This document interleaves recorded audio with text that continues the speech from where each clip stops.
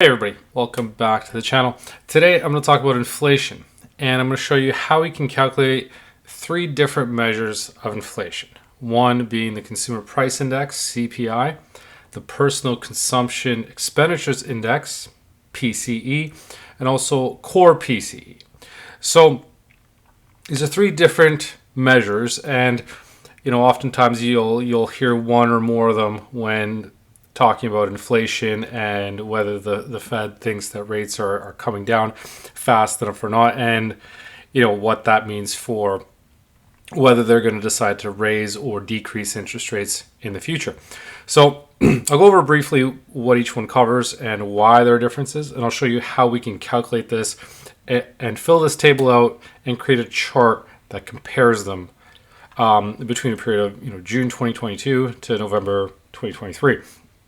So CPI, Consumer Price Index, so that's one of the more common measures when it comes to inflation. So it takes a basket of goods like food, clothing, shelter, transportations, a lot of different metrics. And so it's really good because it's broad and it can give people a lot of insight as to the cost of living. But the limitation is that it doesn't factor in for changes in consumer behavior. So if they substitute one product for another, it also only focuses on urban consumers. So it doesn't take into effect people who live in rural areas and different things. And it's also a bit slower in terms of responding to changes in price, especially when you're factoring consumers potentially substituting out one type of good for another. So CPI is the most well-known, but it may not be the quickest, most reliable in terms of seeing things that are changing quickly, especially in relation to rate increases or decreases. Now, the Personal Consumption Expenditure Index, so PCE, so that one also includes spending, but it also includes things that are paid for by third parties, such as employer-provided healthcare. And it's calculated using data on nearly all goods and services business sell to households and on the incomes that households receive from businesses and government. So it's a bit more comprehensive, and the advantage it has, it adjusts more quickly to changes in consumer behavior and substitution. So it's a bit quicker in reflecting changes in spending and in prices. So that's why you'll often hear about the Fed's preferred measure of inflation, and that's usually related to PCE. Now, there's also Core PCE, and this is the same thing, except now it excludes items such as seasonal food and energy prices. So obviously, because especially oil prices can be really volatile, this can give the Fed a more reliable indicator of what inflation is once you take out that noise, and this is often referred to as core inflation. So you might hear that the inflation rate's coming down, but maybe core inflation remains high still above that, because lately oil prices have been coming down, so the inflation rate has been coming down, but core inflation, core PCE, may still be a little bit elevated just because it's excluding the impact of those energy prices. So that in a nutshell is what those three items are and why they're different. So the next thing we're going to do is plot these out on a chart to see what they've been trending at and what their differences are. So I'm going to start with getting the data for CPI. So on the site for Bureau of Labor Statistics, we've got a table here that goes all the way back to 1913. So we could download this as an Excel file, or I can just drag this entire table and copy it down. So as of now, it's got data going up until November. So I'm going to paste this onto another tab here and just call this CPI. And so as you can see, we've got data for November. So I'm going to remove these ones because these are for the first and second half of the year. So we've got, as you can see, data going up until November. So we're going to start by populating data from June 2022. And so I'm just going to freeze these headers here so we know what we're looking at. So as of June 2022, we've got about right here. So what we can do is copy this data, and I'm going to transpose it. So I'm going to flip it, paste special values, and transpose it. So that puts us all the way to the end of December 2022, and then do that for the next several months up until November. So paste special values and transpose. And so just like that, I've got the data for the CPI. Next, what I'm going to do is go over to the St. Louis Fed, where I can get data for the PCE.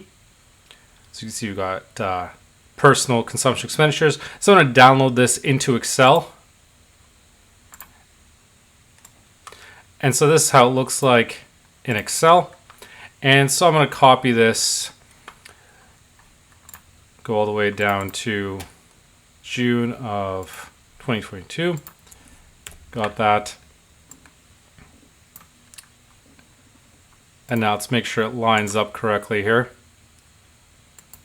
Let's paste these values. So we got June up until November. So we got that. So I'm going to copy and paste this. So we've got PCE.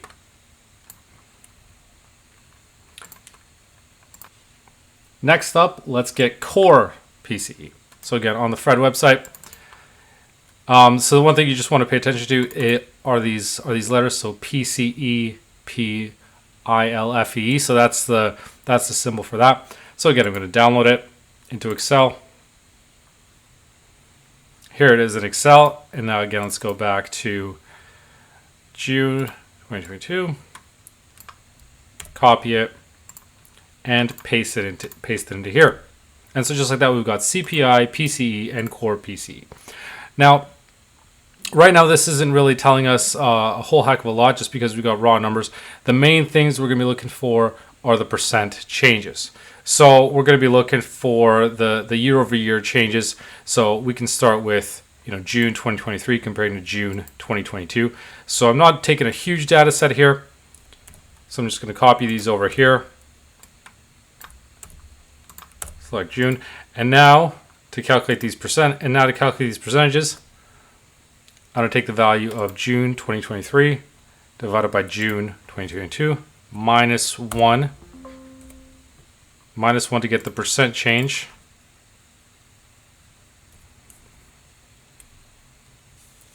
And so now what I'm going to do is take this value in June 2023, divide it by the value in June 2022, subtract 1 to get the percent change.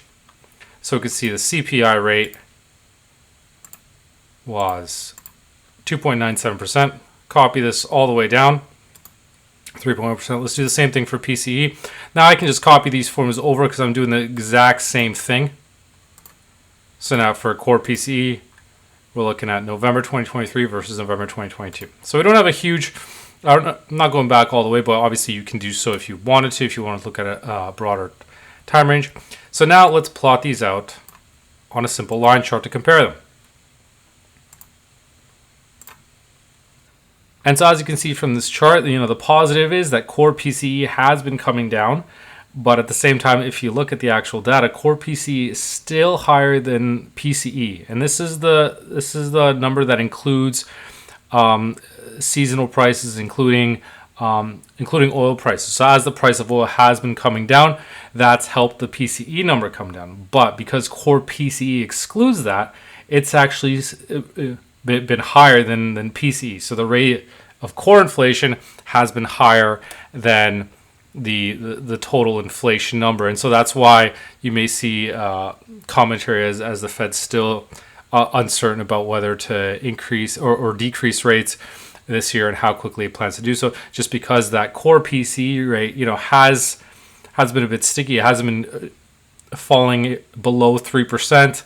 CPI is also around where Core PCE is, but again, the Core PCE is the main number that the Fed is looking at, just because that's going to be more reflective of inflation and the cost of regular day-to-day goods, excluding seasonal things such as oil prices. So as you can see, this gives you a bit more context and information as how you can calculate the inflation rate and to see those trends. So if you want to look at it yourself and see what those patterns are, you can go to the St. Louis Fed website and pull in those different data points. And I'll leave a link in the description of this video for a post that can walk you through the process and give you those specific links so you can download it and recreate a chart like this and potentially look at a longer time frame if you wanted to.